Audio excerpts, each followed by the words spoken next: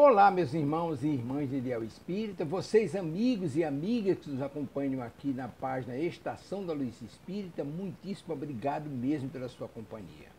A nossa página Estação da Luz Espírita não tem fins lucrativos, o objetivo é a divulgação da doutrina espírita.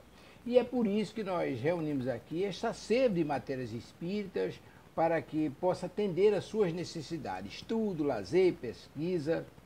Você encontra aqui na nossa página Estação da Luz Espírita os livros da codificação, obras suplementares, entrevistas, palestras e os programas da Web Rádio Estação da Luz de Natal e Web Rádio Cristo Consolador de São Paulo.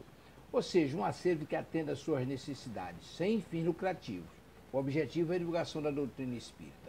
E agora eu convido você para nos acompanhar na reprodução de mais esse trabalho imperdível. Muito obrigado mesmo pela sua companhia e vamos juntos!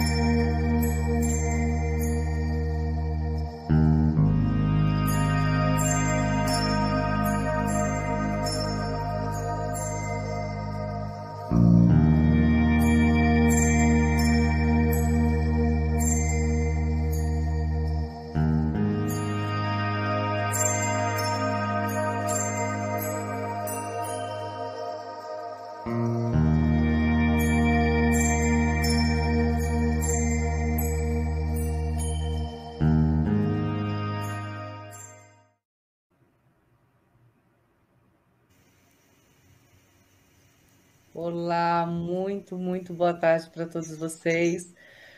Agradecemos mais uma vez aqui estar com vocês conectados para falar, para aprender e para ouvir mensagens maravilhosas, aprendizado incrível que a gente vai ter agora a oportunidade de receber mais um aprendizado, né?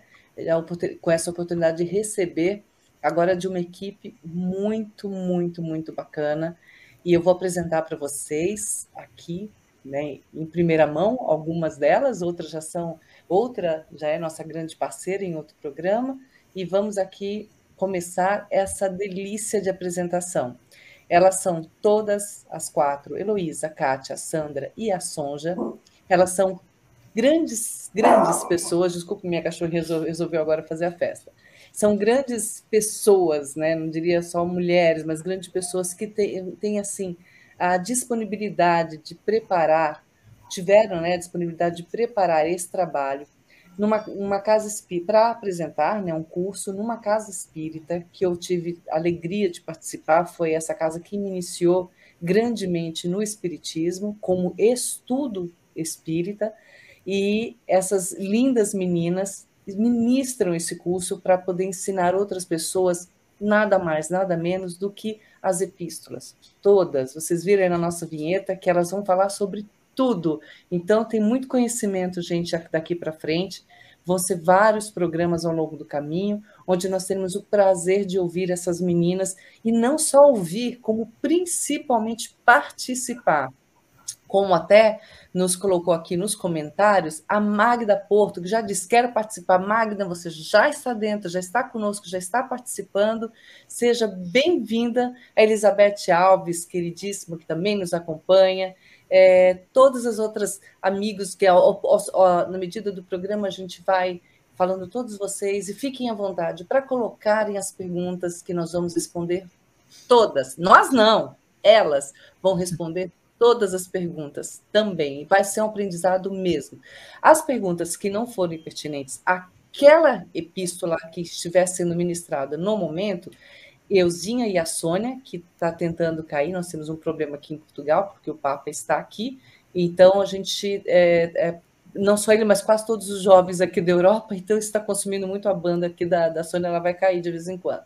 Mas ou eu ou a Sônia vamos guardar essas perguntas, vão ser guardadas com muito carinho para serem respondidas também no momento certo, tá bem? Então, não se preocupem, dúvidas, coloquem aqui. E se quiserem também dar dicas, mandarem mensagens, coloquem aí também no teu YouTube, nas suas mensagens do YouTube ou no Facebook, não sei onde você está assistindo, e essas mensagens chegam até nós e nós vamos fazer colocar no ar no momento oportuno.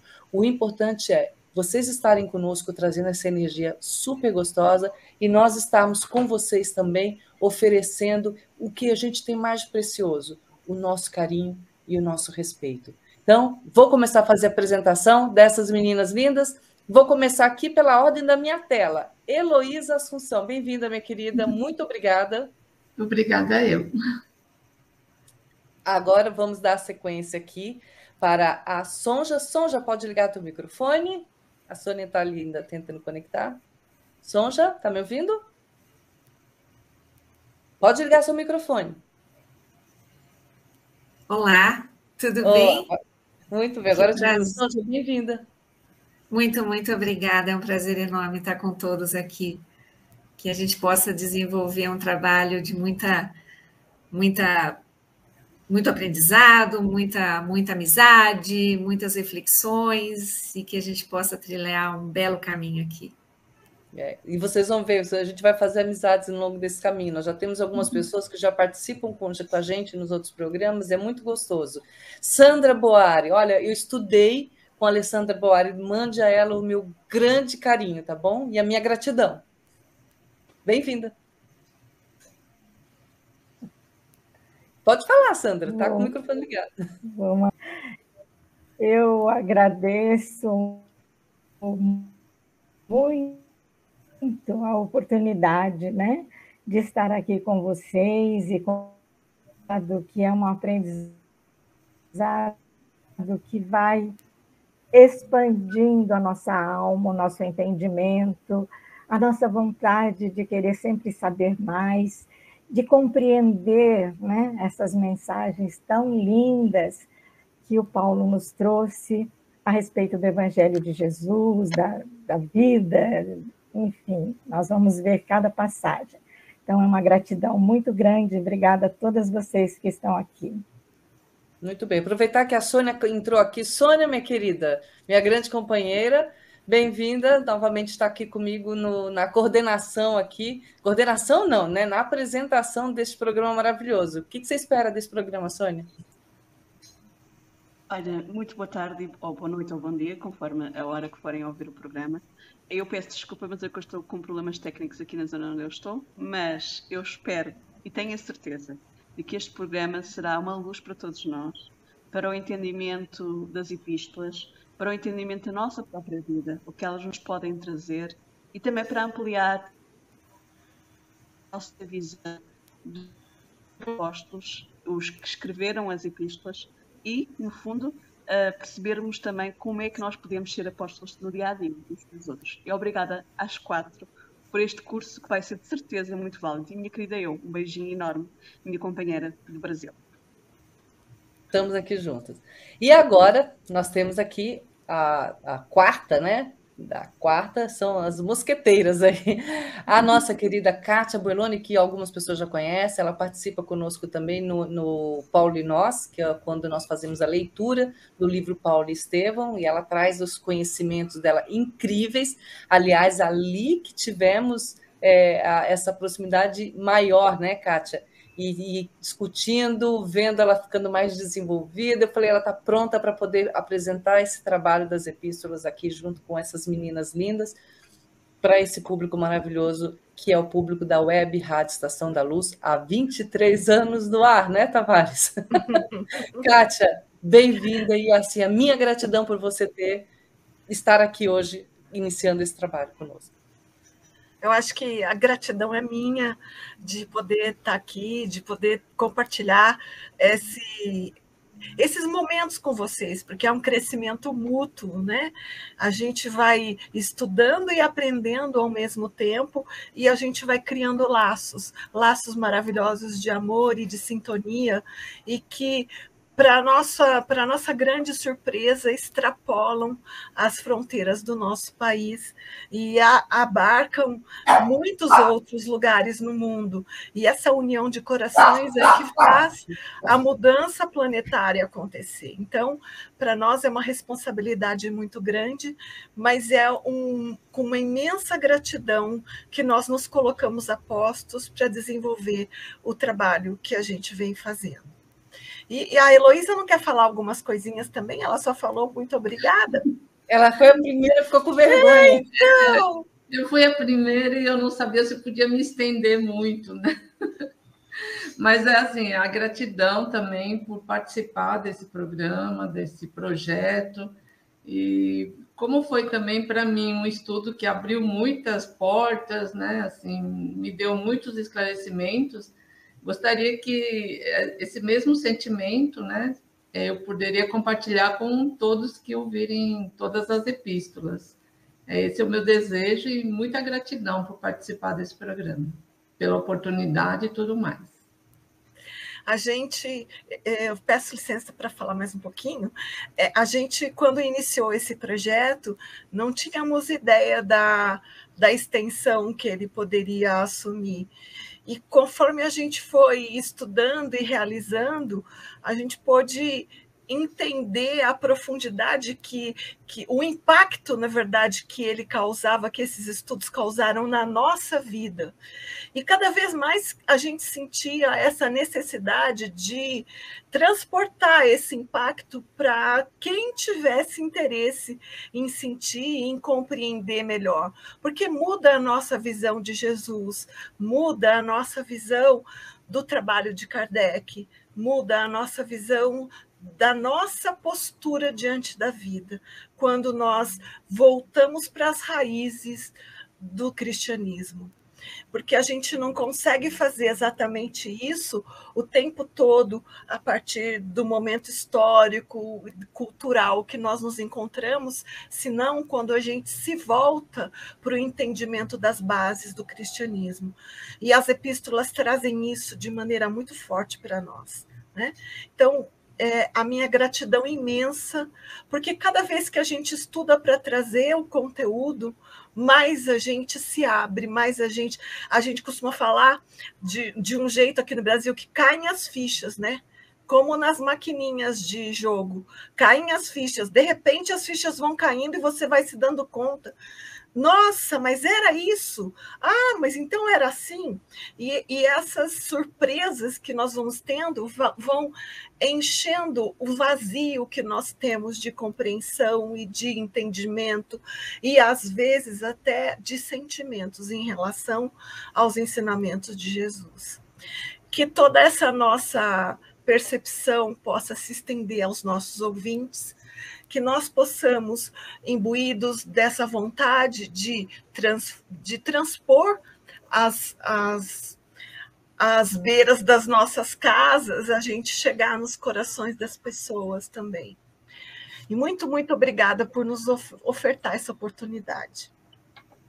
A gente agradece ao Tavares, porque ele soube, como alguns bons, né, muitos outros souberam, utilizar esse grande canal para um ótimo fim, né? Então, assim, essa oportunidade que ele oferece para a gente é muito grande. Conheço o Tavares há pouco tempo e ele tem assim, sempre disponível abrir portas para quem quer apresentar um trabalho sério, que é o trabalho, como o trabalho que vocês também apresentam aqui. Eu tive a oportunidade de iniciar com vocês, mas infelizmente a gente tem fusos horários diferentes, não consegui acompanhar, mas eu vou ter a honra e a grata satisfação de acompanhar aqui ao vivo juntinho com vocês. Muito obrigada, Heloísa, Sandra, Sonja e Kátia, pela dedicação de vocês em montar esse trabalho. Gente, é um trabalho muito lindo, muito sério, de muita pesquisa e muita credibilidade. Sejam todos bem-vindos e vamos iniciar o nosso trabalho. Kátia? Eu vou pedir para a Sandra fazer a nossa prece inicial. Muito bom. Então, a gente sabe, né, que todo trabalho que a gente inicia, a gente oferece para Jesus, para essa espiritualidade para que eles possam nos orientar, para que eles possam nos inspirar. E nada melhor do que elevar o nosso pensamento, elevar o nosso sentimento até esse mestre de amor que veio fazer aquele divisor de águas na vida de toda a humanidade. Mestre Jesus querido, nós elevamos o nosso pensamento até Ti neste momento, Jesus, em oração, pedindo que este nosso trabalho seja abençoado por você, Mestre, pelos seus ceareiros, pelos benfeitores espirituais, pela corrente de Paulo de Tarso, para que todos nós que estamos aqui juntos, imbuídos deste sentimento de amor, de vontade de crescimento, possamos beber dessa fonte maravilhosa que é o seu Evangelho, Jesus, trazido a nós nas cartas de Paulo, de uma forma maravilhosa, clara, importante de se conhecer, para que saibamos trilhar os teus caminhos, Jesus, os teus passos, os passos do novo homem, do homem renovado, do homem regenerado, esse homem que quer caminhar para o reino do Pai. Sabemos que é aos poucos e depende muito do nosso esforço, do nosso trabalho interior. Mas contamos com esta espiritualidade que nos auxilia a todo momento, para que juntos, todos nós, possamos matar a nossa sede do amor do Cristo, da espiritualidade, das lições maravilhosas que vão preencher de agora em diante a nossa vida. Que Jesus abençoe a todos vocês, a todos nós que estamos aqui juntos nesse primeiro momento. Que abençoe este trabalho, para que ele seja útil a todos aqueles que puderem acompanhar. E assim nós elevamos o nosso coração dizendo: Pai querido, Pai nosso que estais nos céus, santificado, Pai, seja o vosso nome. Venha a nós o vosso reino de amor e de paz, e seja feita a tua vontade na terra como em toda parte. O pão nosso de cada dia dai-nos, Pai, as nossas dívidas, assim como nós perdoamos aos nossos devedores. E não nos deixes, mas livra-nos de todo mal, porque teus são o reino, o poder e a glória sempre. Graças a Deus.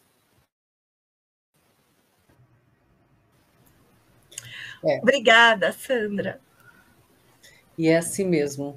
Para Deus nos livrar de todo mal, nós também temos que estar preparados para fazer a nossa parte. Mestre Jesus, muito obrigada, e iniciamos agora este lindo trabalho. Hoje, com a Kátia. Boa tarde, pessoal. A gente vai começar para a gente chegar nas cartas e entender o que são as epístolas, nós precisamos passar a fazer uma trajetória curta, mas que a gente vai caminhar através dessa trajetória pelo cristianismo primitivo, vamos entender o que eram epístolas, e como nós vamos começar a trabalhar as epístolas de Paulo, nós vamos entender quem era essa figura de Paulo, para que a gente possa, através desse entendimento, desse percurso, ter muito clara a ideia das epístolas e o que elas traziam para nós, porque para estudar as epístolas é preciso que a gente contextualize cada uma. E contextualizar significa colocar para nós um entendimento claro de como elas surgiram, em que época, em que situação cultural, e o que motivou. Tudo isso a gente vai trazer, mas para compreender cada uma dessas situações de cada epístolo, a gente precisa entender as bases do cristianismo primitivo, como é que a coisa funcionava naquela época, como é que as pessoas viviam, o que se entendia por cristianismo naquele tempo, e como é que as comunicações se davam, principalmente pelas cartas. E aí a gente vai chegar no contexto de cada uma das epístolas. Então, hoje nós vamos falar um pouquinho sobre o cristianismo primitivo. E para isso a gente vai fazer uma caminhada histórica breve. Você vai poder passar, eu tenho que ficar te pedindo, né, Eurídice, para você passar para o próximo? Pode me pedir que eu vou passando o próximo. Tá, então passa o próximo. Eu senti, eu vou mudando aqui também. Tá, isso. Eu coloquei aí um pouquinho do que a gente vai... Fica tão pequenininho para mim que é difícil de ler. Eu vou colocar umas letras maiores nas próximas vezes, porque a tela fica pequenininha. Então, o que a gente vai ver nesse nosso trajeto pelo cristianismo primitivo? A gente vai entender um pouco da história dos judeus, muito, muito breve, en passant, para a gente entender que povo era esse, como é que eles sentiam, por que eles eram tão arraigados e apegados às leis externas, o que eles já passaram. No seio desse povo foi que Jesus nasceu. E a vinda de Jesus, a situação histórica da Pax Romana. E aí a gente vai tentar entender qual é o período histórico que é entendido, que é tido pelos historiadores como o cristianismo primitivo. Então, quando foi seu início, com a ressurreição de Jesus, e quando é que ele termina, com o Edito de Milão. E aí a gente vai ver que era esse movimento do cristianismo primitivo. Um movimento que começou pelos apóstolos, que todo mundo sabe que a palavra apóstolo quer dizer enviado. Como é que surgiram os evangelhos, como é que viviam os cristãos dos primeiros tempos, como é que as comunidades viviam, como é que eram os hábitos e os costumes daquela comunidade, daquelas pessoas que acreditavam em Jesus, como é que eles viviam, como é que era a postura deles diante da vida, como é que se realizavam os cultos nos primeiros tempos. O que aconteceu com essa história das perseguições? Porque a gente tem algumas ideias, mas é difícil a gente ter estudado o que realmente aconteceu, quais foram as perseguições mais importantes, como é que isso aconteceu historicamente. As migrações do povo hebreu e dos cristãos em consequência das perseguições, como é que se originou o culto nas catacumbas, e como é que o cristianismo foi se modificando a ponto desse cristianismo primitivo ter um término, uma data de término, onde se inicia um novo cristianismo, uma nova forma de culto cristão que virou outra coisa que não o cristianismo primitivo que era ensinado pelos apóstolos. Então, aí a gente vai ter a função, nessa história do cristianismo, a ação dos imperadores romanos. Tá? Então, é isso mais ou menos que a gente vai ver. A partir desse entendimento é que a gente vai começar a ver as epístolas. Tá? Próximo, por favor. Então, vamos lá. O cristianismo primitivo. Eu quero agradecer a Heloísa, porque se não fosse a Heloísa, esses slides tão bonitinhos não estariam aí, porque eu só sei escrever, tá bom? Mas a Heloísa sabe fazer para mim. Então, a gente vai pensar na linha do tempo do povo hebreu. Então, a gente tem lá, desde Moisés, que lidera a saída do povo hebreu do Egito, para voltar para a Terra Prometida. Então, lá no século 8 antes de Cristo, no século 7, eles se estabelecem na terra de Israel. A gente vai mostrar o mapa, como é que eles se estabeleceram, como é que as 12 tribos se organizaram na Terra Santa. Aí, em 1200 antes de Cristo, já passou do século 7, vejam que já passou bastante tempo. Acontece a monarquia judaica, quando eles instituem os reis judeus, que a gente conhece. Rei Saul, o mais famoso deles é rei Salomão, que construiu o primeiro templo judeu. Então, em 1020 é que se instala a monarquia judaica. Aí, quando foi em 930, veja que já passaram algumas centenas de anos e que 100 anos mais ou menos, né? Aí o reino, de acordo com o que ele tinha sido distribuído, ele acaba sendo dividido. Então, o reino é dividido em Israel e Judá. E aí, aí, a partir daí, dessa divisão, é que começam muitas e muitas tentativas de domínio sobre o povo hebreu. A primeira que se tem notícia, ou que é a mais famosa, a primeira delas, que eles são como que chama? Dominados pelos assírios. E aí as tribos se dissolvem todas, porque há a grande diáspora que a gente fala. Os hebreus, eles tiveram que sair dos seus lugares e foram para muitos outros lugares. Por isso, todo mundo conhecido tinha sempre uma comunidade judaica vivendo nela. Quando a gente visita o Velho Mundo, a gente vê que em todas as cidades tinha um bairro judeu. Então, em 722 até 720, houve a grande diáspora que eles são dominados pelos assírios. Pode passar o próximo. Aqui eu trouxe um mapa, mas está bem pequenininho, eu não sei se vocês conseguem ver. Aqui é como o povo judeu se dividiu, se estabilizou na terra de Israel.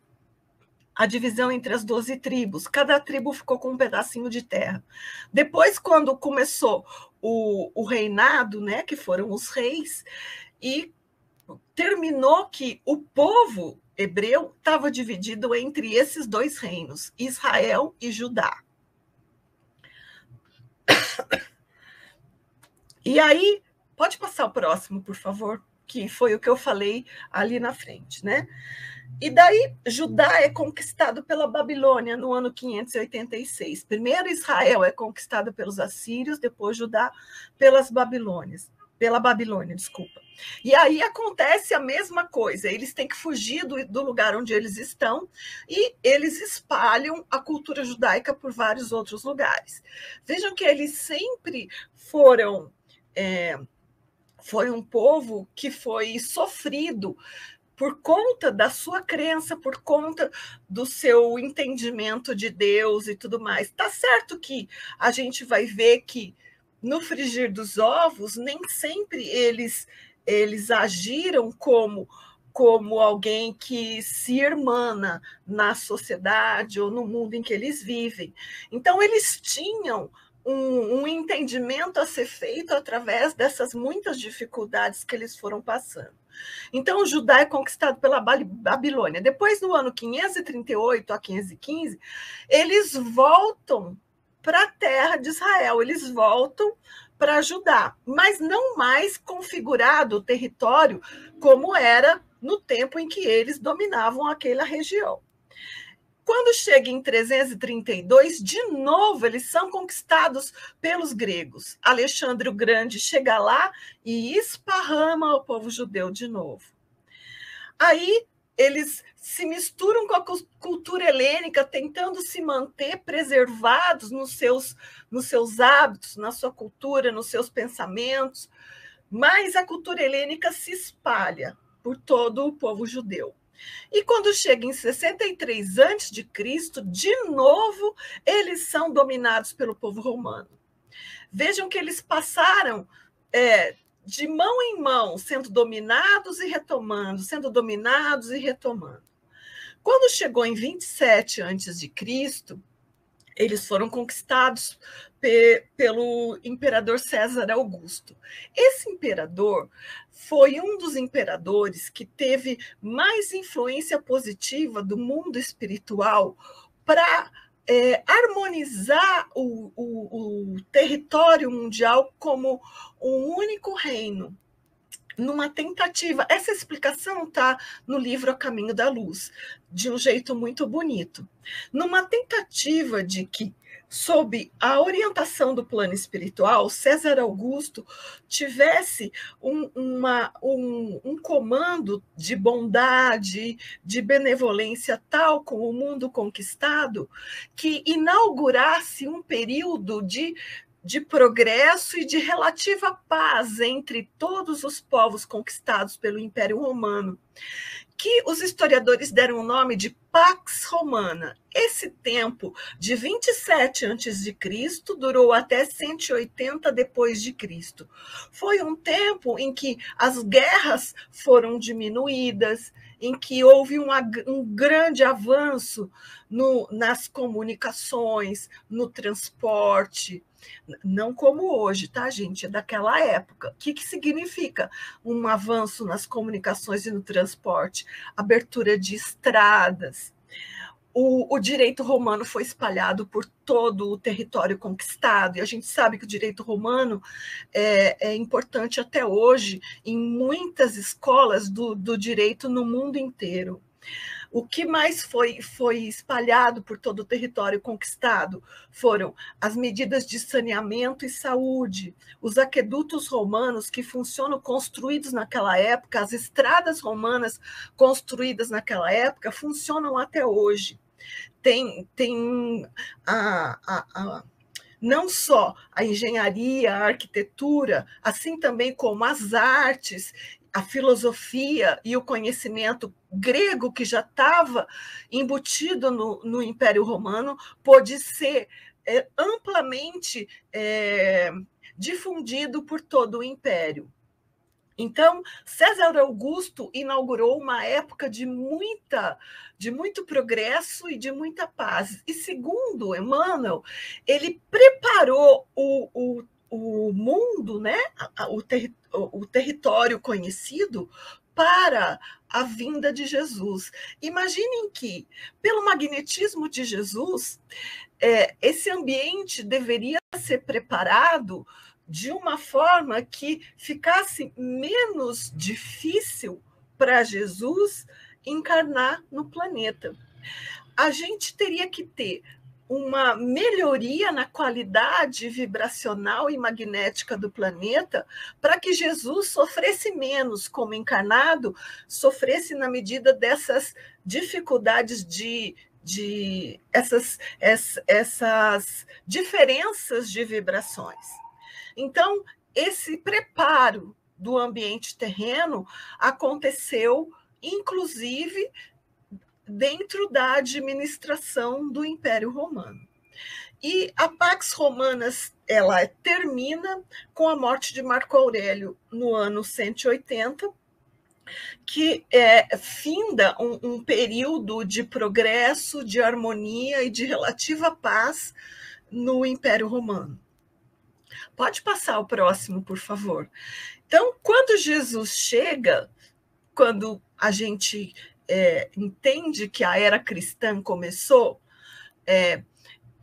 algumas pessoas que não são cristãs, quando leem o AC ou DC, falam antes da era comum ou depois da era comum. A gente, como cristão, entende antes de Cristo, depois de Cristo. De qualquer forma, é um marco que divide historicamente a linha do tempo para nós. O que era antes da chegada de Jesus é antes do que os historiadores chamam de era comum. O que vem depois é depois da era comum ou depois de Cristo. Então, Cristo chega, isso tudo é uma coisa meio que didática para a gente colocar que Cristo nasceu no ano 1. Muitos historiadores dizem que Cristo nasceu 4 anos antes do ano 1. Outros dizem que ele nasceu alguns anos depois do ano 1. Mas a gente vai entender que o ano 1 é a chegada de Cristo.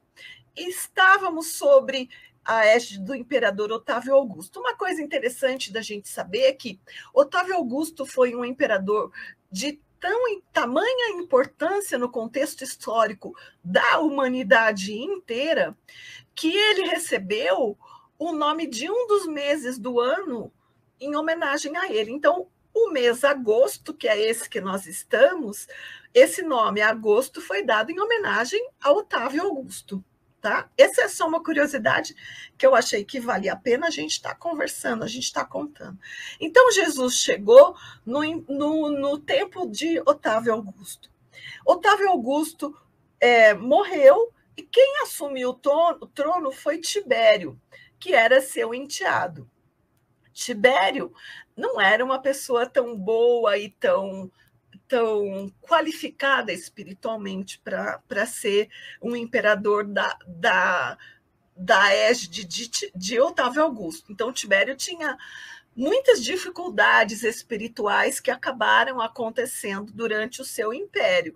Apesar disso, ainda a gente está no que chamamos Pax Romana, porque as guerras, os fomentos muito truculentos não eram a regra, eram as exceções.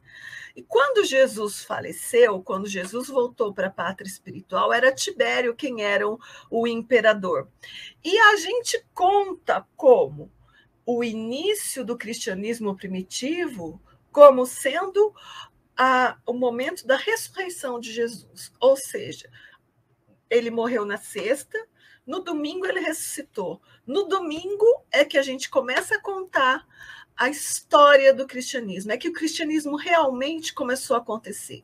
Por quê? Porque até então Jesus vinha ensinando novas formas de agir, novas formas de pensar. Mas quando ele vivenciou e deu mostras de que a espiritualidade existia, que a espiritualidade caminhava junto conosco ali na nossa evolução, foi exatamente esse marco que originou o pensamento cristão, porque todo o pensamento cristão está em torno de um reino que não é deste mundo, um reino que é composto pela essência de cada um de nós, um reino que é composto pela emanação vibrátil de cada um de nós, um reino que significa a nossa proximidade com o Criador. Esse reino que não é um lugar geográfico, que não é um tempo na história, mas que é sim um estado de espírito. E ao Jesus experimentar isso tudo e trazer a vivência disso tudo para os seus apóstolos e para todos nós que viemos depois, ele nos contou dessa realidade espiritual que até então nós não tínhamos conhecimento. A partir daí, a gente começa a contar a história do cristianismo. Então, o cristianismo começa com a ressurreição de Jesus, mas o movimento cristão começa em Pentecostes.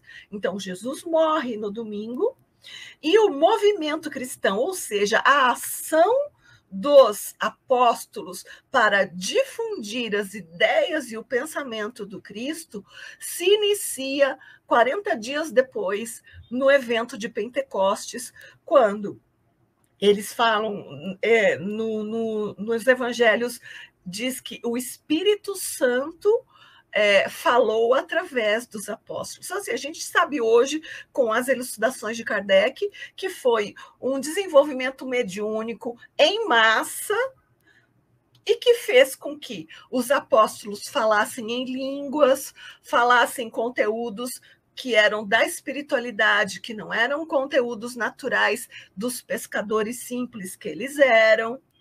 Então, o movimento se inicia, o trabalho dos apóstolos se inicia com Pentecostes. Então, é importante entender que o cristianismo começa na ressurreição e o movimento cristão em Pentecostes. E com o passar dos anos, quando chega no ano 284, Diocleciano estabelece o que o que eles chamaram de tetrarquia. Ele acaba vendo que o reino estava, o Império Romano estava de tal forma diluído e entrando em colapso que ele nem conseguia governar sozinho a imensidão dos territórios. Então, o que ele fez? Ele dividiu em 4 pedaços. E para cada um ele deu um imperador que governava subordinado a ele. Então, isso que eles chamaram de tetrarquia.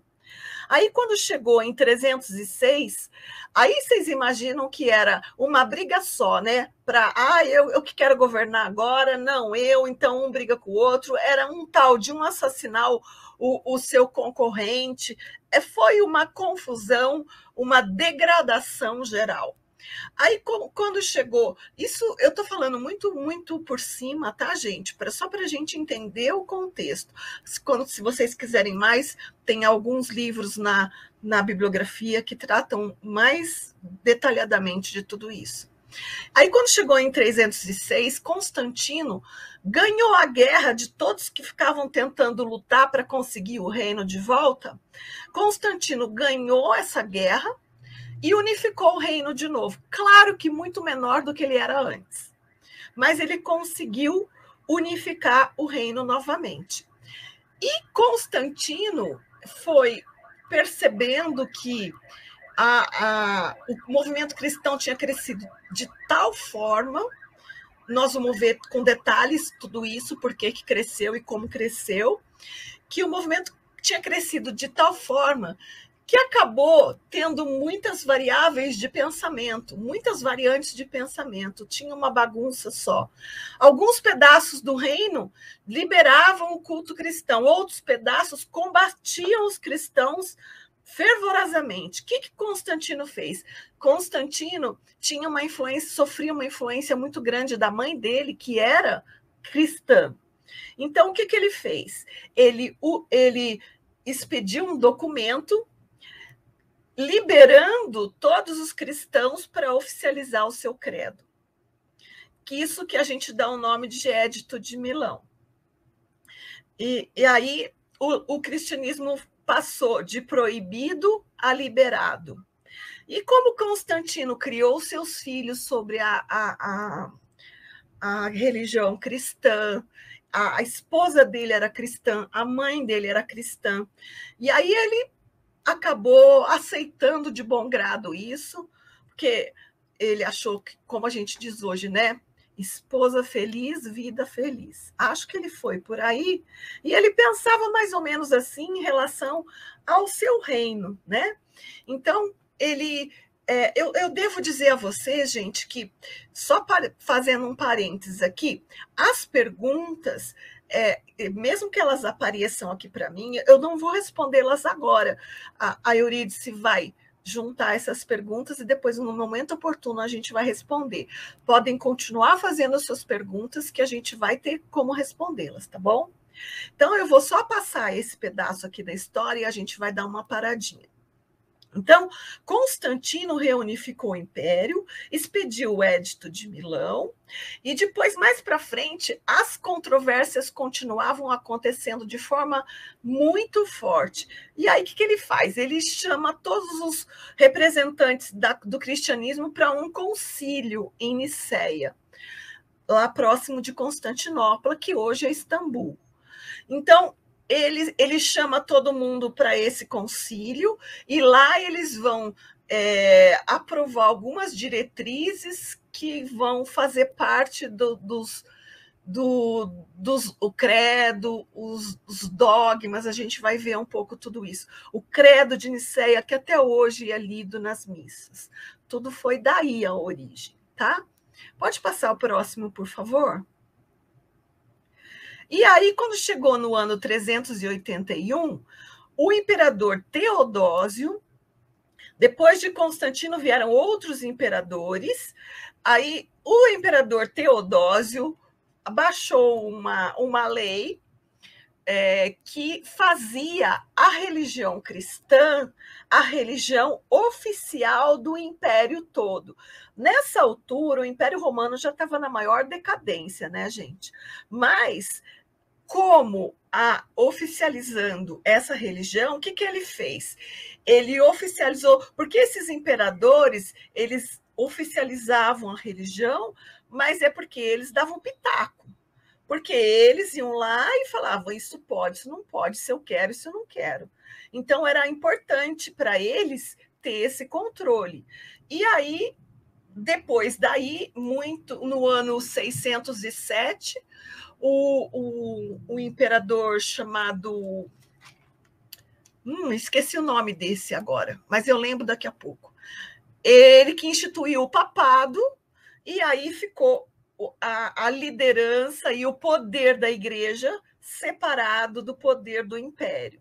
Então, muito disso vem pelo viés equivocado dos homens, que transformaram uma ideia de fraternidade, de amor, de auxílio ao próximo, numa possibilidade de poder e domínio sobre os seus semelhantes. Então, a gente vai tentar trabalhar isso com um pouquinho mais de cuidado para entendermos melhor o que era o cristianismo primitivo. Pode passar o próximo, por favor. Então, eu quero dar uma paradinha para ver se alguém tem algum comentário a fazer, acrescentar alguma coisa. Não, ainda? Meninas, querem fazer um comentário? A gente guarda já as perguntas. Eu quero já agradecer as pessoas que já entraram depois, Kátia, algumas delas... Kátia, eu acho... Desculpa, só para terminando. A Grace Ribeiro, que dá boa tarde para todos vocês. Eu queria dizer para o imperador Focas. Isso mesmo, obrigada, é o Focas. Isso. E as meninas que estão aqui conosco, então, que entraram posteriormente, os meninos também, sejam muito bem-vindos. Bom, então vamos continuar.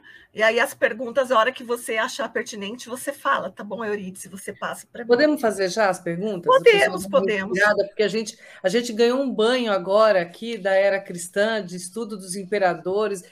Roma, para mim, é outra cidade agora. Preciso ir a Roma agora para poder ver tudo isso e olhar para os imperadores e aquelas estátuas, o que quer que seja, já entendendo melhor quem foram eles de verdade. A gente fez uma passagem muito rápida, viu, gente? É só um tapa na história do cristianismo, só para entender, só para contextualizar, porque isso daria um curso só para isso, né? Sim. Mas essa cronologia ficou muito bem feita. Heloísa, muito obrigada pela forma como você montou essa cronologia aí para a gente, foi muito bacana. Então, mas assim, para a gente dar essa respirada, vamos fazer algumas perguntinhas. Sônia, faz para a gente? Posso fazer, sim. Dá-me só um minuto. Se o meu telemóvel me ajudar. Se eu for abaixo, já sabes, não é? Porque ele está com problemas. Okay. Antes de mais... nós podíamos dizer, se quiser, o nome das pessoas que disseram boa tarde, seria útil. Elas foram umas queridas, há uma que diz bem-vindas para as meninas. Sim, eu falei, vamos lá, é a Grace Ribeiro, a Margarida, a Fátima Soares, que já nos deu esse carinho todo, e aí nós temos junto com a gente Hugo Abreu também, Josefa Inácio, temos também Jeremias, a gente está com São Paulo, Recife, Minas, Brasil está inteiro. Cadê o Portugal aqui? Ainda não chegou. Mas muito obrigada por estar conosco. E aí, agora, nesse momento, a gente está abrindo para as perguntas, as perguntas que foram feitas para a gente diretamente, nós estamos abrindo para as meninas ali poderem responder para a gente, ok? Então, vamos lá, Sônia. Primeira pergunta. Eu não vou conseguir, porque não está a aparecer com esses comentários. Tá, eu vou fazer. A primeira pergunta é do Hugo Abreu, Afogados, Recife, Pernambuco. Podemos sempre dizer que o povo hebreu foi monoteísta depois de Abraão, porém o mais orgulhoso de todos os povos que habitavam a terra? Hugo Abreu, a pergunta dele. Hugo, o que a gente sabe através do livro A Caminho da Luz é que era sim um povo orgulhoso, que foi um povo que se achava mais protegido por Deus do que os demais, mas a gente não pode dizer que eles eram o mais orgulhoso de todos os povos que habitavam a terra. A gente só sabe que Emmanuel nos dá essas informações, e eu acho que dizer que era mais que todos é difícil a gente ter esse parâmetro, tá? Mas era, assim, um povo orgulhoso e que muito das dificuldades que eles vieram a sofrer foi por conta desse orgulho imenso que eles traziam, que eles foram sequencialmente dominados, sequencialmente destituídos de tudo que eles tinham por aí afora, tá? Boa. Não Alguém sei quer se complementar? Não, ok. Segunda pergunta que é da Josefa Inácio, de Matozinho, Congonhas, Minas Gerais, a terra da nossa Renata Gonçalves. Minas. O direito romano foi e ainda é modelo para os juristas até nos tempos atuais. Mas foi esse mesmo direito que matou Jesus, com a ajuda dos maiores hebreus? Não dá para entender que foi esse direito romano que matou Jesus, porque o que matou Jesus, se a gente estudou bem a crucificação e o julgamento de Jesus, a gente vai ver que o que levou àqueles acontecimentos não foi o direito romano, mas foi a arrogância dos homens. Foi a necessidade dos homens de manter o poder. E não foi baseado no direito romano que foi feito o julgamento de Jesus. O julgamento de Jesus foi baseado nos interesses dos hebreus e nos interesses do governador romano, que na época era Pôncio Pilatos, e que fez valer o que era preponderante para ele se manter no cargo do que o seu coração dizia em relação àquele homem que estava na sua frente, que era Jesus. Então, eu não acredito ao direito romano o julgamento e crucificação de Jesus. Esse é o meu ponto de vista. Eu acho que é legal esse o seu ponto de vista, porque a gente tira a generalização também de a responsabilidade de um único grupo, né? Acho que o mal nunca está sozinho, sempre ele vem acompanhado, mas o bem também, né? Sim. Meninas, alguém complementa? Eu vou fazer só um comentário, porque isto fez-me lembrar o meu querido pai, que já está do outro lado da vida. Ele costumava dizer que todas as pessoas condenavam Judas, ou condenavam Pôncio Pilatos, ou condenavam os fariseus e etc. E ele dizia que havia uns outros condenados que ninguém falava, mas que ele considerava mais culpados, que disseram para soltar Barrabás, que é o povo. Então, como disse muito bem a eu, isto é do meu pai, como disse muito bem a eu, às vezes nós temos tendência a generalizar, mas esquecemos que alguém disse para soltar Barrabás.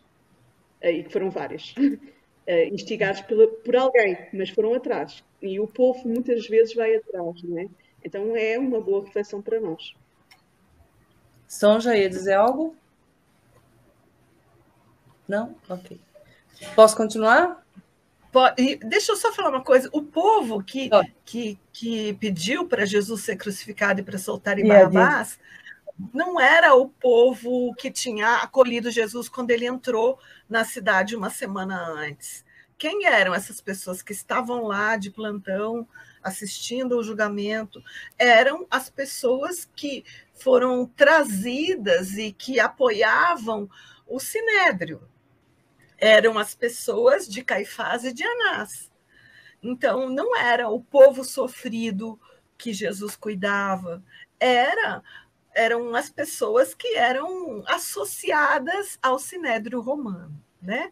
Então, foi uma coisa, foi um julgamento muito, como chama, quando tem uma tendência para um lado só?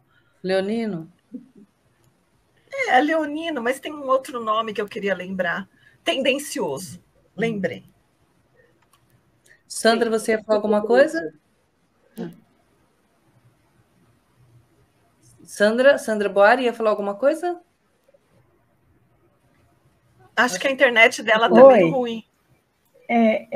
Eu queria só lembrar, né, que o direito romano ele era exercido para os romanos. Lembrando, por exemplo, ele, quando foi preso, né, ele evocou a condição dele de cidadão romano para ele ter um julgamento diferente ali, pelo menos para ter o direito ser exercido de uma forma diferente.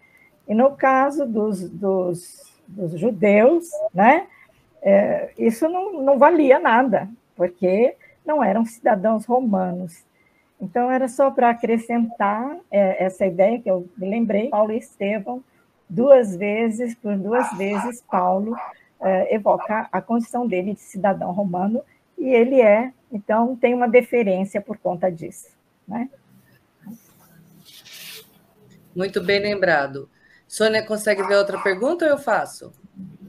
Faz tu, querida. Eu perdi as perguntas quando saí do Paulo da Pedra. Faz tu. Ok.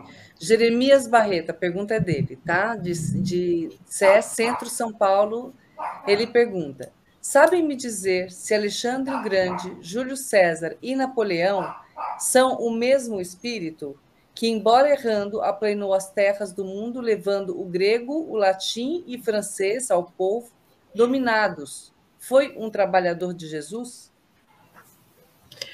Eu não tenho conhecimento deles serem o mesmo espírito, então eu não posso afirmar. Pode ser, eu posso pesquisar, ver se eu acho em algum lugar essa informação, mas eu não conheço essa história. Não sei se alguém tem conhecimento disso, pode dizer. E eu acredito, em relação a ser ou não trabalhador de Jesus, que todos nós que estamos aqui, plantados nesse jardim de Deus, somos trabalhadores de Jesus. Porque moramos no planetinha onde Jesus é o governador. E a nossa tarefa é ajudar Jesus a governar esse lugar. E como é que a gente ajuda Jesus a governar? Fazendo o melhor que podemos as nossas ações diárias, aquilo que nos cabe. A gente não precisa ter proeminência nem social, a gente não precisa ter proeminência administrativa, nem coisa nenhuma. Nós precisamos cuidar da nossa casa, do nosso trabalho, amar a nossa família, realizar o nosso trabalho voluntário com todo amor. É isso que faz de nós trabalhadores de Jesus. E eu acredito que essas três personalidades, sendo um só espírito ou não, foram todos trabalhadores de Jesus também, assim como qualquer um de nós. Até porque Napoleão Bonaparte é referido no livro que há pouco a nossa querida Cátia falou, né? A Caminho da Luz. É falado lá num dos capítulos sobre Napoleão Bonaparte, em que tem uma parte muito bonita que ele fala que é o humilde corso não soube compreender as grandes finalidades da sua missão. Às vezes nós somos chamados a determinadas missões, mesmo as mais pequeninas, e não compreendemos, né? Vai um pouquinho de encontro a isso, né, Cátia? Sim, isso mesmo, isso mesmo. Muito gente, bem. Deixa eu avisar todo mundo do Brasil que quando a Sônia fala que a eu disse, eu demorei muito tempo para entender que ela estava se referindo a Eurídice. Eu achava que ela estava falando de si mesma. Então, eu só estou dizendo porque, para mim, quando eu entendi, eu comecei a entender muito melhor o que você falava, Sônia. Só para avisar todo mundo. Eu vou passar a dizer só o Eurídice. É que nós meu nome aqui em Portugal é complicado eles dizerem, então eu fica lindo, tá ótimo. Agora as pessoas trabalharem o ego.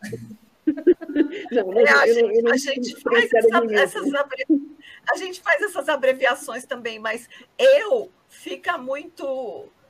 A gente não é uma abreviação comum de nome, né?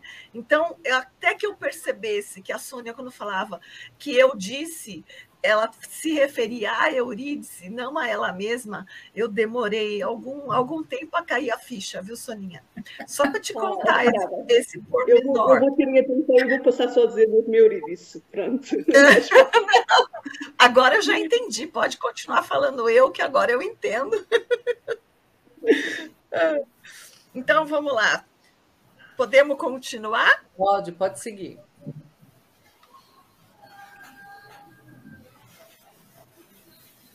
Então, o cristianismo primitivo, como é que a gente data o cristianismo primitivo? Como eu já expliquei anteriormente, a vinda do Cristo trouxe para nós a noção da maioridade da humanidade que habitava esse planeta. Então, foi um tempo de preparação, de crescimento, de infância, adolescência.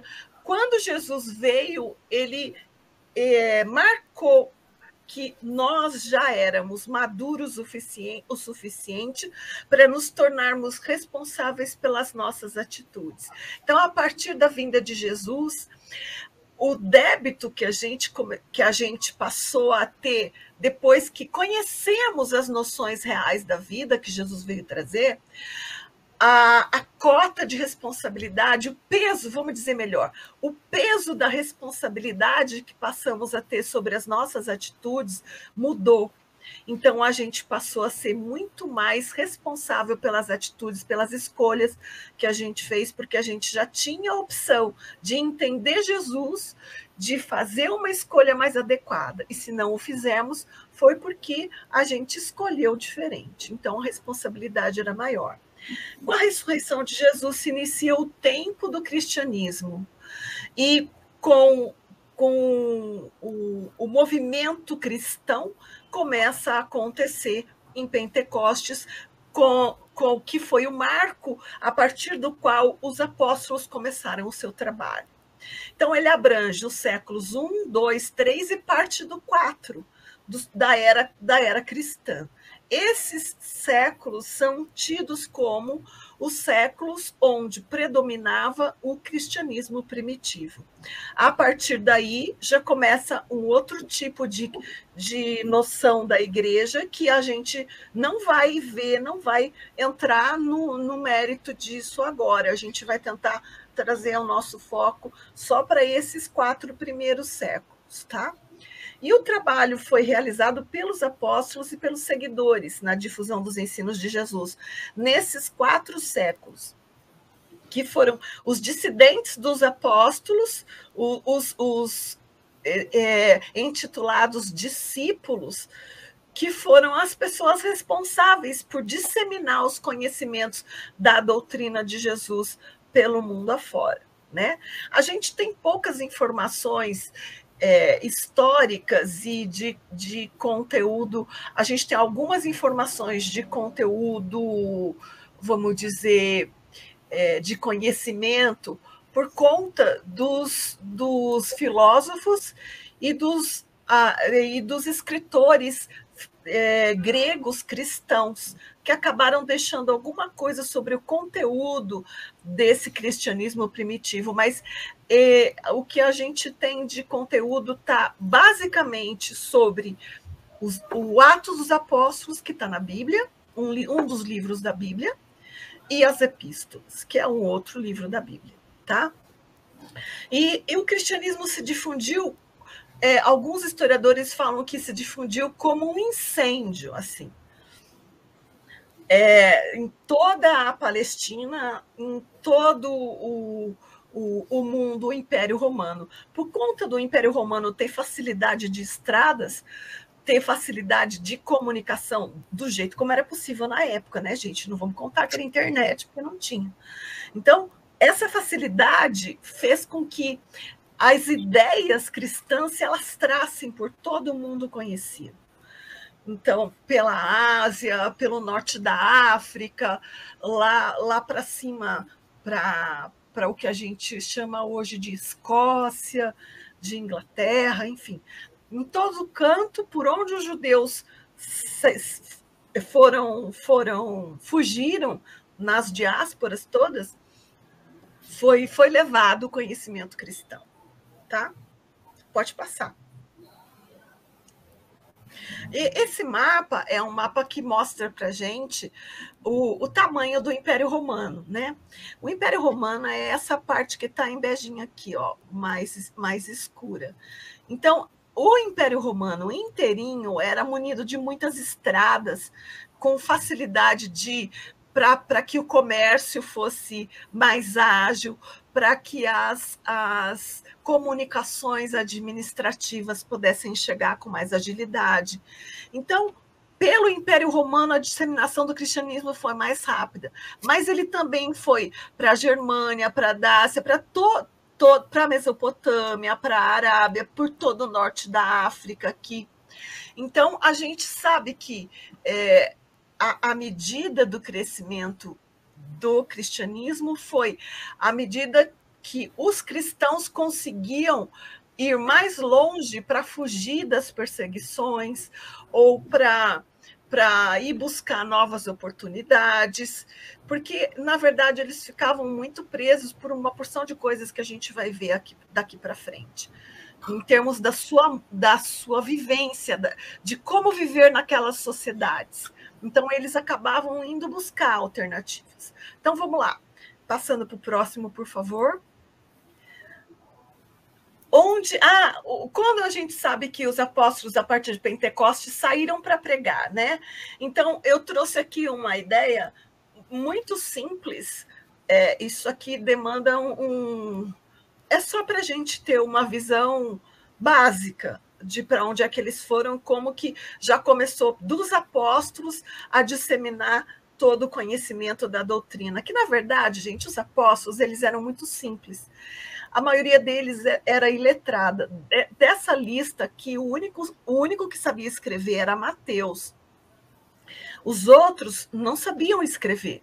Tudo que ficou posterior a eles foi ditado por eles. Eles contavam para alguém que sabia escrever ia lá e escrevia. Então, não eram eles que pegavam uma caneta e um papel e colocavam no papel, até porque a gente vai ver como era difícil encontrar material para poder fazer uma carta acontecer. Então, a gente sabe que Pedro pregou na Palestina e em Roma. Ele ficou ali perto de Jerusalém, visitou alguns gentios, foi até Antioquia, mas ele ficou ali e foi para Roma. Tiago Menor, que não era o irmão de João, era o primo ou irmão de Jesus, ficou na Palestina. João permaneceu ali na Palestina. Contam que algumas vezes João, eu encontrei alguns autores que diziam que João chegou a viajar para Roma algumas vezes, mas não se tem certeza. Então, João ficou por ali. Filipe ficou na Palestina, foi para a Grécia e a Ásia Menor.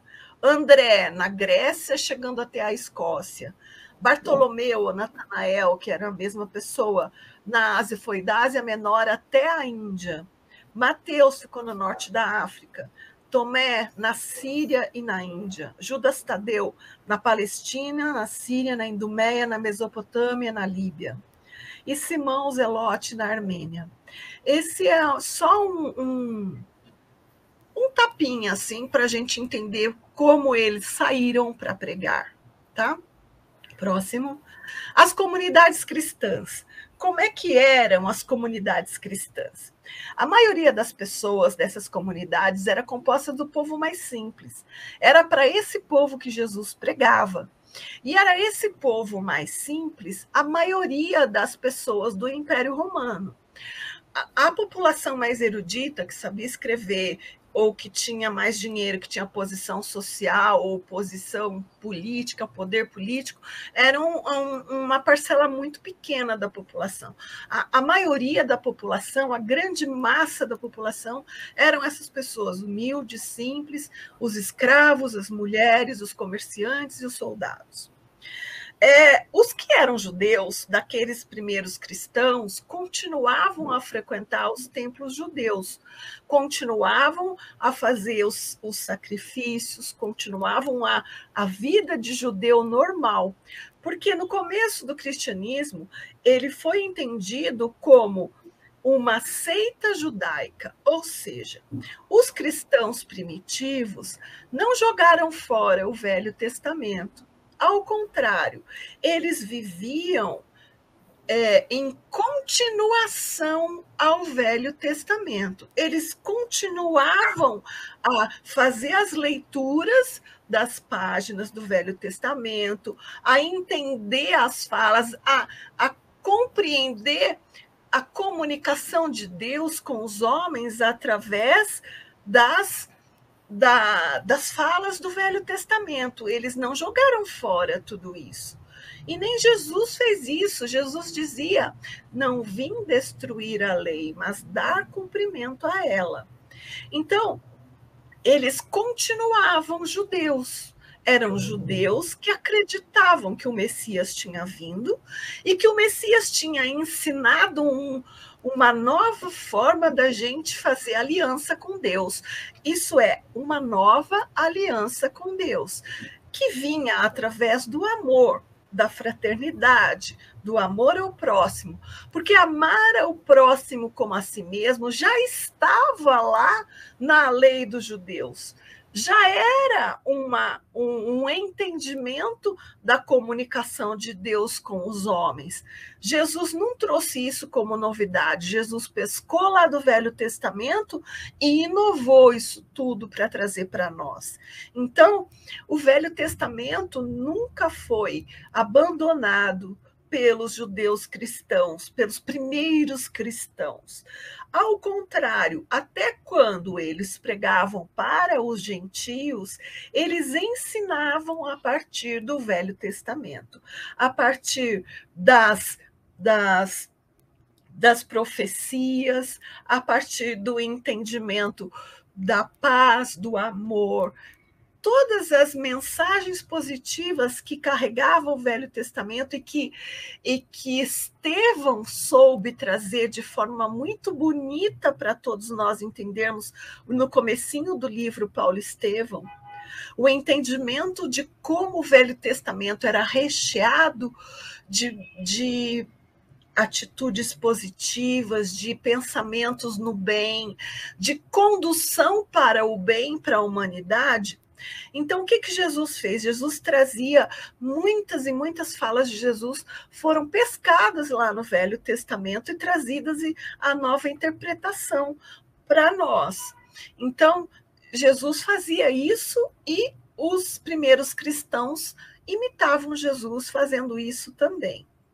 E o que aconteceu naquele tempo? Com a morte de Jesus e a ressurreição e todo aquele comentário dos 40 dias que Jesus apareceu e ensinou os apóstolos e toda aquela história vivida pelos apóstolos e contada pelos apóstolos, os judeus das mais diversas localidades começaram a vir para Jerusalém para poder encontrar com os apóstolos e entender melhor que história era aquela, quem era esse Jesus, que trazia esse bálsamo que aliviava as dores de todo mundo.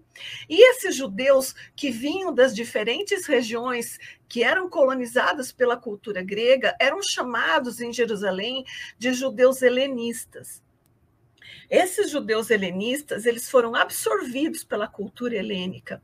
Eles falavam grego, eles seguiam uma Bíblia, um Antigo Testamento que era traduzido para o grego, que tinha o nome de Septuaginta. Então, eles traziam os hábitos, eles traziam esse modo de viver. Para esses judeus helenistas, era muito mais fácil a convivência com gentios do que para os judeus de Jerusalém, os judeus palestinos, porque eles se achavam mais puros do que os judeus helenistas. Então, esses judeus helenistas acabaram vindo e começaram a conviver com os apóstolos, conviver com a comunidade cristã da época e para quererem entender Jesus, para absorver os conhecimentos e tudo mais. E o que começou a acontecer? A Casa do Caminho acolhia todo mundo. E acolhia todo mundo, e os apóstolos, na humildade deles, na dificuldade erudita, que eles não tinham essa erudição toda para entender o grego. Na verdade, o grego era a língua universal da época. Então, quase todo mundo entendia um pouco do grego. Igual a gente com o inglês hoje, né? A gente tem um inglês macarrônico por aí, né? Mas algumas coisas vezes a gente entende algumas expressões, até a gente adota, né? Online e não sei o quê. A gente incorpora na nossa vida um pouco da língua universal, que é o inglês, para o nosso tempo. Acontecia a mesma coisa com o grego naquela época. Então, o que acontecia? Algumas pessoas ficavam encarregadas de ensinar em grego, outras ensinavam em hebraico.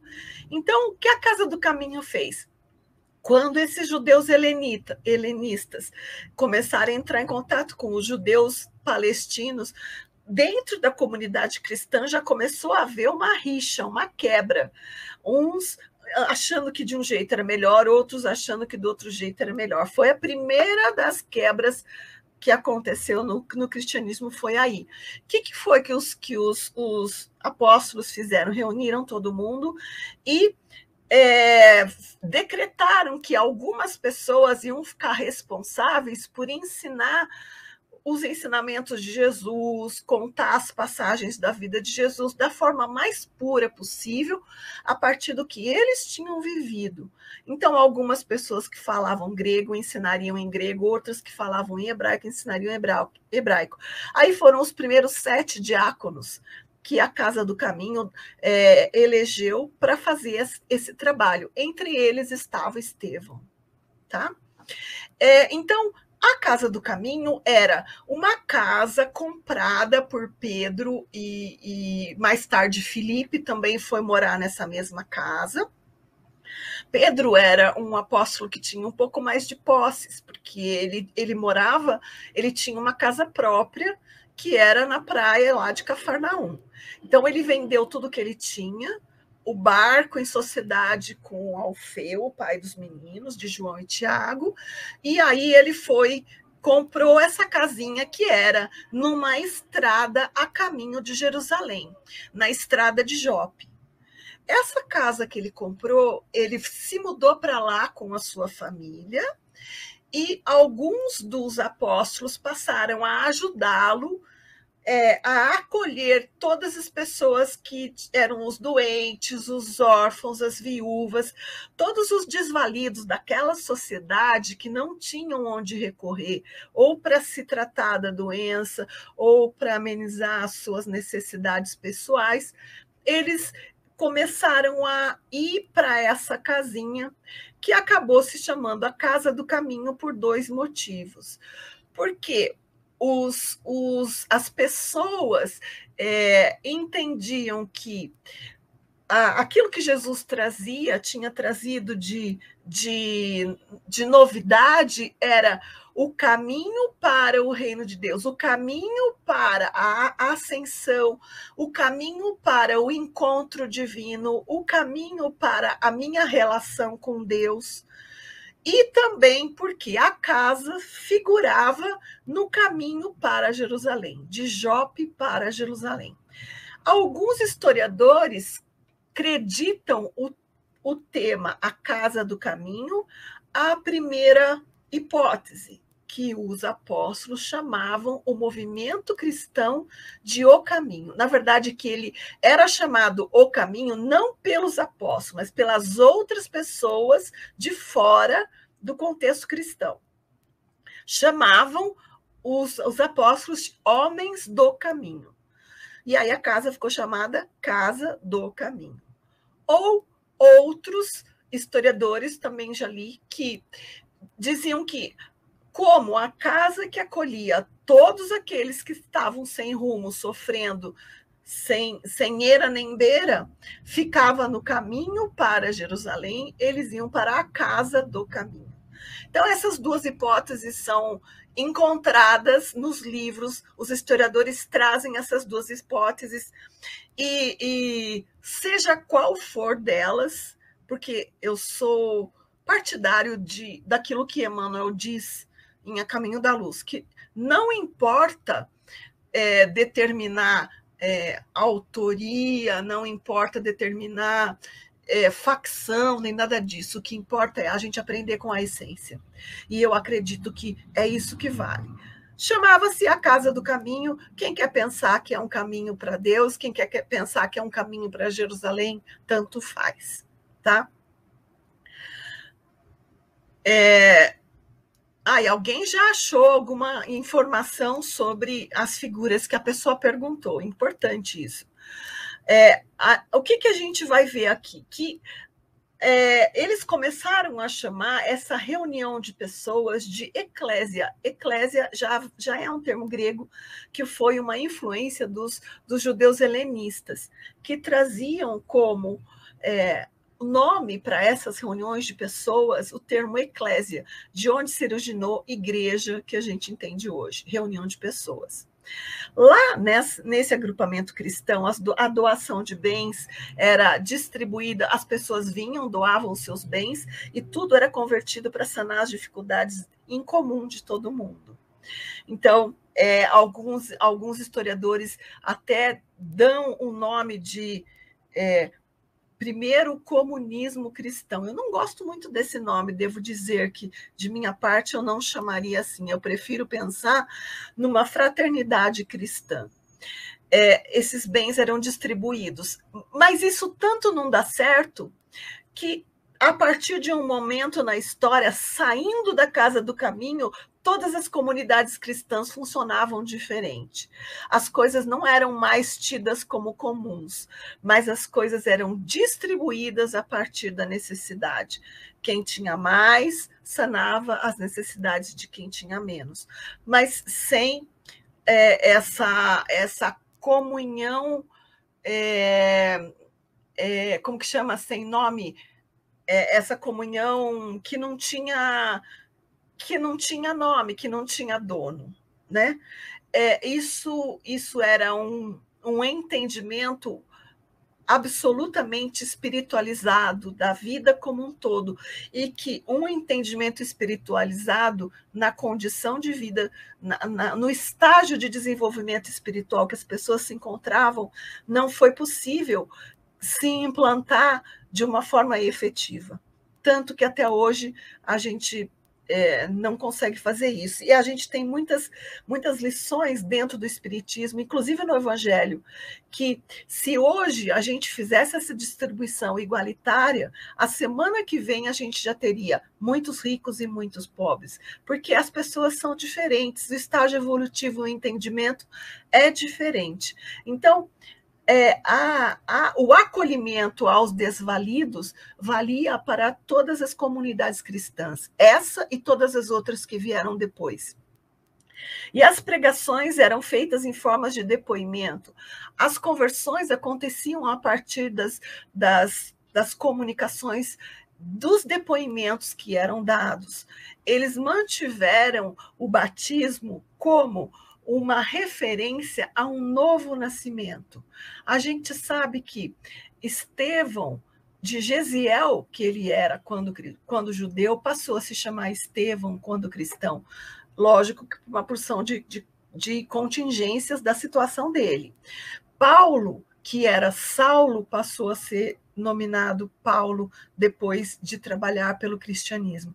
O que é essa referência do batismo? É um novo nascimento. Quando eu descubro uma nova forma de eu estar no mundo, de eu viver a minha vida. E esse batismo é um marco entre o homem velho e o homem novo.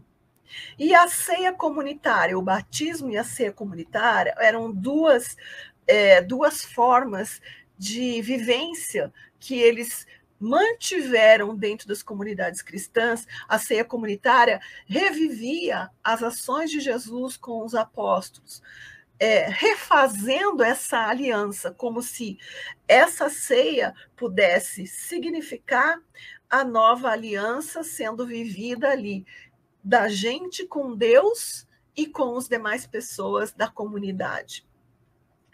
E a gente vai falar um pouco mais dessas comunidades, mas eu vou abrir novamente para algumas perguntas. Vamos deixar aí para a gente continuar na próxima aula. Vamos abrir para perguntas, porque a gente está próximo do encerramento do nosso horário. Ok, bom, a gente agradece quem entrou depois junto com a gente aqui novamente, foi a Luciana Bonafé, nos acompanha também em outros caminhos, o nome dela também está bem bem claro entre nós. E a Nancy Brito, ela faz uma pergunta. Eu vou ler, Sônia, que você está com a internet ruim, tá? De acordo com... A pergunta não, desculpa, ela só faz um comentário, a pergunta é outra, desculpa. A Nancy Brito é que responde a pergunta que foi feita. A pergunta mesmo é, para esse cristianismo primitivo, qual o peso que Roma e Jerusalém, enquanto povo, cultura e religião, influenciaram esses primeiros seguidores de Jesus? A pergunta é da Elisete Estevam de Alecrim, Natal. Bem, eu acho que a gente já pôde ver que tanto Roma quanto os judeus de Jerusalém influenciaram muito, porque eles viviam lá dentro dessa cultura, né? E a gente vai ver que na história do cristianismo, muitas ideias foram sendo trazidas e introjetadas a partir da vivência dessas culturas. Muitas das distorções ou das divergências que ocorreram no pensamento cristão primitivo, a partir do pensamento cristão primitivo, se deram por influência da cultura tanto romana como grega, e tanto da interferência de Israel dentro do cristianismo. Então, eu acho que isso é muito forte, sim, é presente, e a gente vai ter a oportunidade de entender um pouco melhor daqui para frente essa influência. Boa, sem perguntas, chefe. Mas a observação da Nancy eu acho importante falar, porque ela dá resposta à pergunta da pessoa que fez, do Jeremias Barreto, não é? Exatamente, que ele pergunta sobre não, foi Jeremias, essa resposta dela, não, que perguntou foi... Foi Jeremias que perguntou e a Nancy respondeu. Exato. Legal, muito obrigada por vocês participarem conosco, tá vendo como é bacana isso? A gente está ajudando, estamos todos aprendendo um com o outro, muito bem, obrigada.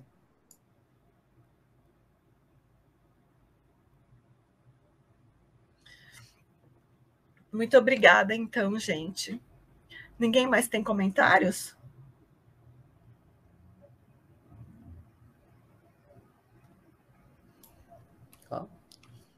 Não. Então, vamos à continuidade. Não. Nós ainda temos 5 minutos, não dá mais tempo. 5 minutos. Não dá. Então, não dá mais tempo. Não vale a pena ler... Desculpa. Pode falar. Não vale a pena ler a resposta da Nancy para aqueles que não estão com acesso ao chat? Boa, né? Então, vamos lá ler a resposta dela. Deixa eu lá. Bom, a Nancy, ela perguntou, ela está assistindo a gente pelo YouTube, tá, Nancy? Muito obrigada, tá? A pergunta dela, a resposta dela, né? De acordo com Hermínio de Miranda, no livro Os Senhores do Mundo, um só Espírito foi o faraó Tutmés, Alexandre o Grande, Júlio César e depois Napoleão. Então, complementou aí para a gente. Muito bem, complementou e trouxe uma informação a mais ainda. Exato. E uma referência também muito boa, que é o próprio Hermínio de Miranda. Hermínio de Miranda, Bom, meninas, a gente tem muito que agradecer a todos vocês, a vocês também que estão aí do outro lado, participando junto com a gente. Hoje a Soninha também ficou um pouquinho calada, que a internet dela até que melhorou depois. Mas muito obrigada por estarem vocês todos conosco. Meninas, vocês são lindas, maravilhosas, muito obrigada. Tá vendo, gente? Eu falei para vocês que é muito conteúdo e muito interessante, não tem como não entender, porque vocês estão explicando, Kátia, exatamente lá do início. Então, quando chegarmos às cartas, a gente vai saber para quem que está falando, o momento que está acontecendo tudo aquilo. Isso é importante, mais fácil da gente assimilar. As imagens que vocês trazem também como referência para explicar, porque às vezes é muita teoria, e vocês trazendo essas imagens ajudam muito, porque é uma geografia que a gente já não vê. Então, muito obrigada, Heloísa, novamente muito obrigada pelo trabalho de vocês. Vocês querem fazer algum comentário? Temos aqui um tempinho para ouvi-las também, antes da gente entrar na nossa oração de encerramento.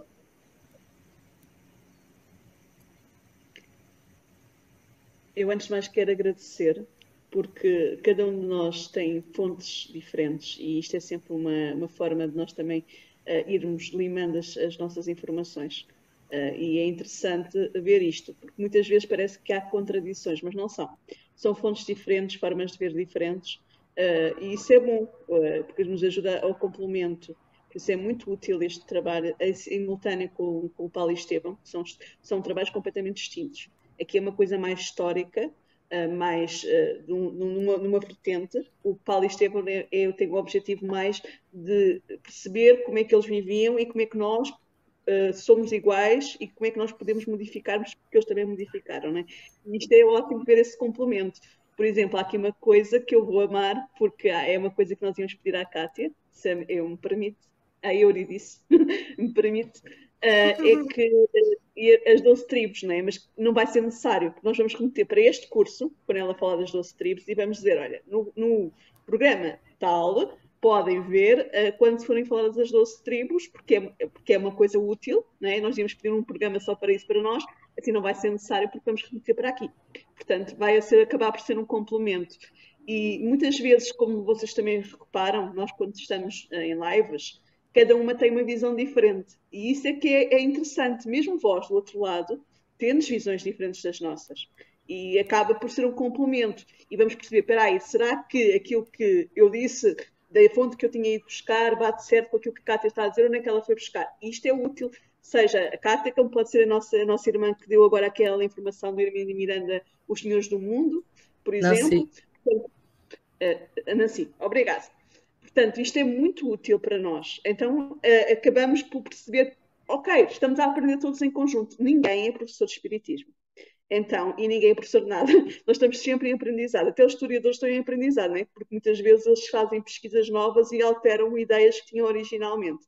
Então, muito obrigada à Kátia, que hoje foi quem falou mais, mas nós vamos ouvir a Heloísa, vamos ouvir a Sandra, vamos ouvir a Sonja, e vamos ter vocês desse lado, e eu estou muito grata, muito satisfeita por estar a ouvir este programa e a agradecer imenso por isso. E Kátia, muito, muito obrigada. Eu que agradeço o carinho, a atenção e a dedicação de vocês. Sem vocês, nada disso seria possível. Eu agradeço imensamente, tá? Sonja, Heloísa, Sandra. Estamos em cima da hora, diga já. Só agradecimento, nós juntamos os... Só vamos juntar o nosso agradecimento, né? A nossa gratidão. Eu acho que a gente pode falar por todas, né? E a nossa vontade de aprender, porque cada vez que estamos aqui, nós estamos aprendendo cada vez mais. Obrigada a todas. Sonja? É isso, reforço as palavras da Sandra, faço minhas palavras da Sandra e da Kátia. Muito obrigada a todos. A Kátia, a Sandra, a Heloísa, a vocês, ao Tavares, a todos, pela oportunidade. A Sandra resumiu tudo que a gente está sentindo mesmo com esse projeto, com essa um desafio também, não deixa de ser, né? Mas um desafio bom, muito bom. Obrigada. Maravilha. A todos. Que bom. E assim, com essa alegria, essa energia de gratidão, a gente agradece a todos. Vamos fazer a nossa oração de encerramento. Por quê? Porque nós precisamos juntar todas essas energias maravilhosas que aqui foram manipuladas, essa luz que é nos enviada por esse Mestre Jesus, a luz é a luz do conhecimento. Agradecer a Ti, ó Mestre Jesus, agradecer a toda a falange do nosso querido Paulo de Tarso, Emmanuel, agradecer a essas pessoas maravilhosas que aqui estão na Terra também, nos auxiliando no aprendizado para que possamos ser cada dia melhores, aumentar um pouquinho mais essa pequena chama que está dentro do nosso coração, dentro da nossa mente, para que possamos estar cada dia mais perto de Ti, Mestre Jesus. Todas essas energias, que elas possam ser utilizadas à Tua vontade. E a Tua vontade, Mestre Jesus, eu sei que estão, né, todos aqueles que sofrem de dores físicas e espirituais, aqueles que sofrem de dores morais e que ainda carregam dentro de si a raiva, a guerra, que todos eles possam ser emanados por essa luz e receber todo esse carinho, toda a nossa gratidão por eles existirem como nossos irmãos, mas também a a nossa esperança de que eles possam a cada segundo melhorar e serem também mais conscienciosos, tenham mais luz dentro de seus próprios corações e espalham essa luz por esse planeta maravilhoso. Quanta luz neste ambiente descendo sobre nós, vibrando em nossa mente. Quanta luz, quando assim em prece minha alma cresce aos olhos de Jesus. Quanta luz, pois em oração a voz do Mestre fala aos nossos corações. Quanta luz descendo sobre nós. Quanta luz, quanta luz.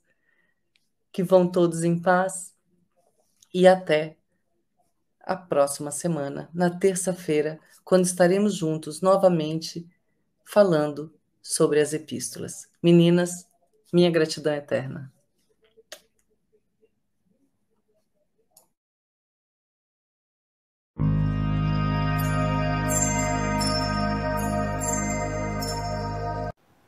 Chegamos ao final da nossa atividade. Muitíssimo obrigado mesmo pela sua companhia e espero você no próximo evento.